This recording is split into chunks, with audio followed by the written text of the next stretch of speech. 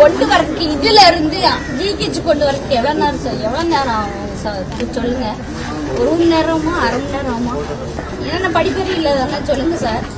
2.5 மணி நேரம் ஆயிடுச்சு சார். அங்க இருந்து கொண்டு வரதுக்கு 2.5 மணி நேரம் ஆயிடுச்சு. என் பிள்ளை 2.5 மணி நேரத்துல நாரிட்டான். பெத்த தாய் நானே என் பிள்ளை கிட்ட நிக்கல. அப்படி வாட அந்த அளவுக்கு ஆக்கிட்டாங்க. என் பிள்ளை அந்த அளவுக்கு என்ன தப்பு பண்ணலாம்? இப்படி படிப்பறி குடும்பம் இப்படி ஏமாத்தி கொடுமை பண்ணல. என்ன கேட்டோம்? என் பிள்ளைக்கு நாங்க நீதிதானே கேட்டோம். நாங்க பணத்தையா கேட்டோம், சொத்தையா கேட்டோம், தங்கத்தை தாங்க கேட்டோமா? தங்கத்தை கடத்திட்டு போன பாரு, பின்வாசல் குடி கடத்திட்டு கொண்டு போயிட்டாங்க.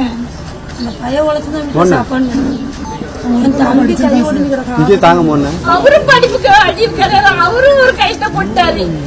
சின்ன பையன் திங்ஸ் அடிப்பான். அவனுக்கு திங்ஸ் அடி கொடுத்தா அவனை வேற கைத்து போட வச்சிருக்காங்க. அவன் என்னத்தை போட்டு கொண்டானா அதுவும் தெரியல.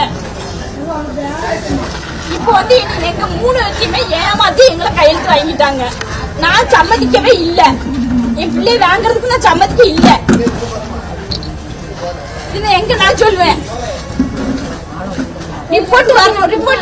எங்க நீ எதுக்கு பின்வாசல் கூடி நீ எதுக்கு கூட்டு போனாங்க? தெரியாம கூட்டு போங்க, பத்திரமா கூட்டு போங்க, யாரும் பாத்துறாம அப்படின்னு சொல்லி என்னை கூட்டு வந்து விட்டு போனாங்க. ஒரு பையன் என் பொண்ணு என் மைனி பொண்ணு இருக்கு. அவதான் என்னை கூட்டு போனா. அவ கூட்டு வர மாட்டாளா? என்னைய 2 பசங்க. என் உழைப்பாளி பிள்ளை போயிட்டான். எங்க குடும்பத்துக்கு சோறு போட்ட பிள்ளை போயிட்டான், மறந்துட்டான். ரிப்போர்ட் வரணும் சார். ரிப்போர்ட் கொண்டு வர சொல்லுங்க சார். ரிப்போர்ட் தராமே எப்படி சார் அனுப்பலாம்? காட்டு மதுக்கூடி எதுக்கு சார் அனுப்பலாம்? 3 வாசல் கூடி அனுப்புறவங்கள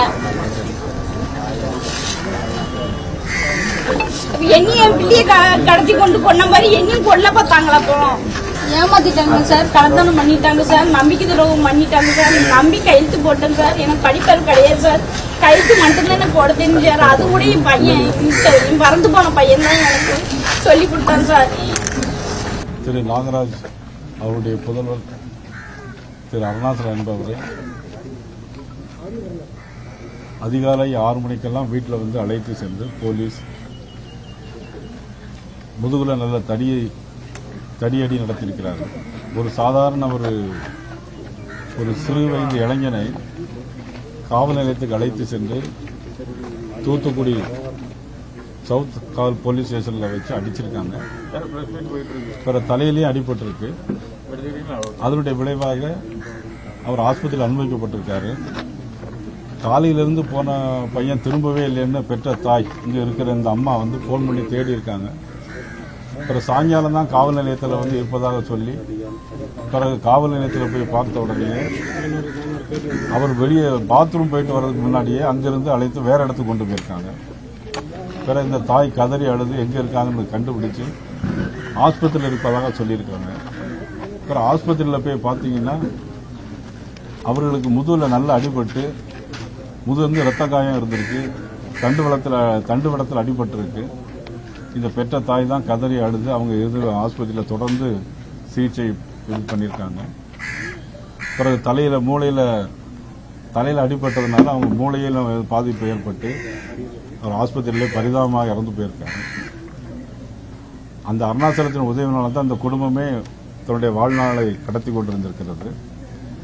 அந்த மாதிரி ஒரு சூழ்நிலையில் காவல்துறை இவ்வளவு அத்துமீறி வீட்டிலிருந்து நபரை எடுத்துக்கொண்டு போய் இந்த மாதிரி அடித்து கொண்டிருக்கிறார்கள். இதற்கு தகுந்த நடவடிக்கை எடுக்க வேண்டும். சம்பந்தப்பட்ட காவல்துறை அதிகாரிகள் மீது தகுந்த நடவடிக்கை எடுக்க வேண்டும். இந்த குடும்பத்திற்கு கண்டிப்பாக ஒரு இழப்பீடு கொடுக்க வேண்டும்.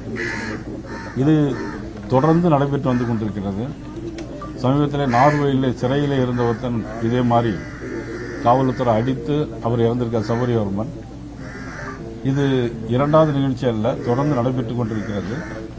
இதே சவுத் போலீஸ் ஸ்டேஷன்லேயே ஒரு 2 தினங்கள் 3 தினங்கள் முன்னால ஒரு பெண் இறந்து போயிருக்காங்க. அது பிறகு பரிசோதனையில் பார்த்தா அவங்க வந்து காவல் நிலையத்திலே போலீஸார் அது கற்பழிப்பு நடத்தி அந்த பெண் இறந்துருக்காங்க. இன்னைக்கு தான் போஸ்ட்மார்டம் ரிப்போர்ட் இன்னைக்கு வருது. இதுவும் அந்த சவுத் போலீஸ் ஸ்டேஷன்லேயே நடக்குது. அது மட்டும் இல்ல, காவல்துறை காவலர்கள் வந்து அத்துமீறி நடந்து கொண்டிருக்கிறாங்க. மனிதாபிமானம் இல்லாம இந்த பெற்ற தாய் முன்னாலேயே ஒரு மகன் சாகின்ற அளவுக்கு ஒரு தடியடி நடத்தியிருக்கிறார்கள். முன்னாள் சட்டமன்ற உறுப்பினர் இப்பொழுது சட்டமன்ற உறுப்பினர் மார்க்கண்டேயனை கைது செய்யும்போது கூட காவல்துறையினர் நாக்கை துரித்து கொண்டு பிரஸ் ரிப்போர்ட்டரை ஒழுங்காயிரி அடி போட அப்படின்னு சொல்லியிருக்காங்க. இந்த மாதிரி அத்துமீறல்கள் தொடர்ந்து நடைபெற்று வந்து கொண்டிருக்கிறது. நான் ஏற்கனவே பல பிரஸ் மீட்லயும் பல இடங்களிலும் நான் சொல்லியிருக்கிறேன். காவல்துறையை கையில் வைத்திருக்கக்கூடிய தமிழகத்துடைய முதலமைச்சர் திரு ஜோசப் விஜய் எல்லாரும் விசில் சின்னத்துக்கு ஓட்டு போட்டாங்க. ஆனா அதனுடைய பலனை இன்னைக்கு எல்லாரும் அனுபவிச்சுட்டு இருக்கிறாங்க. அமைச்சர்கள், சட்டமன்ற உறுப்பினர்கள் ஜனநாயகம் படம் பார்க்கறதெல்லாம் இருக்காங்க தவிர வாக்களித்த மக்களுக்கு தங்களுடைய உரிமைகளை பெற்றுத் தருவதில் அக்கறை செலுத்தவில்லை. இதை பொதுமக்கள் பார்த்துக் கொண்டிருக்கிறார்கள். பண்ணிட்டு ஜாலியா படம் பார்த்துக்கிட்டு இருக்காங்க தியேட்டர்ல உட்கார்ந்து. அவங்களுக்கு மனசாட்சி இல்லையா? இவ்வளவு அழகா உட்கார்ந்து கை கட்டி விசில் அடிச்சு அந்த விசில் சின்னத்துக்கு போட்ட விசில வச்சு அவங்க நல்ல அழகா படம் பார்த்துக்கிட்டு இருக்காங்க. விசில் அடிச்சு படம் பார்த்துக்கிட்டு இருக்காங்க. வீடியோல நான் பார்த்தேன். இப்படி பண்ணலாமா? இதே அவங்க பொண்டாட்டி பிள்ளை செத்துருந்தாக்கி இவங்க இப்படி விசில் அடிச்சு தியேட்டருக்குள்ள உட்காந்து இந்த அமைச்சரு படம் பார்த்துக்கிட்டு இருப்பாரா? துண்டா போட்டு உட்காந்து படம் பார்த்துக்கிட்டு இருக்காரு. அவனுக்கு நல்ல புத்தி இல்லையா? கேட்க அவன் கோடியா கொண்டு வந்தாலும் என் கொட்டினாலும் எனக்கு தேவையில்லை. பாரதிய ஜனதா கட்சி என்ன சொல்றீங்க அரசுக்கு? இந்த அரசுக்கு உண்மையில கடுமையான கண்டனத்தையும் எச்சரிக்கையும் பாரதிய ஜனதா கட்சியின் சார்பாக நான் தெரிவிச்சுக்கிறேன். காரணம், சாத்தாங்குளத்தில் ரெண்டு பேர் அடித்து கொல்லப்பட்டு இன்னைக்கு அதுல உள்ளவங்க எல்லாம் எவ்வளவு கஷ்டப்படுறாங்க. அதனால அன்னைக்குள்ள அரசாங்கம் அன்னைக்கு போச்சு. அதன் பிறகு சிவகங்கையில் நடந்த சம்பவம், சிவகங்கையில் நடந்த லாக்அப் சம்பவம் அந்த அரசாங்கமும் போச்சு. ஆனா அதெல்லாம் கடைசி அந்த ஆட்சி காலத்தில் கடைசி கட்டத்தில் வந்துச்சு. ஆனா இப்போ ஆரம்பத்திலே இதை ஆரம்பிச்சிருக்கிறாங்க. சோ அந்த ஆட்சிகளுக்கும் இந்த ஆட்சிகளுக்கும் எந்த வித்தியாசமும் இல்லை.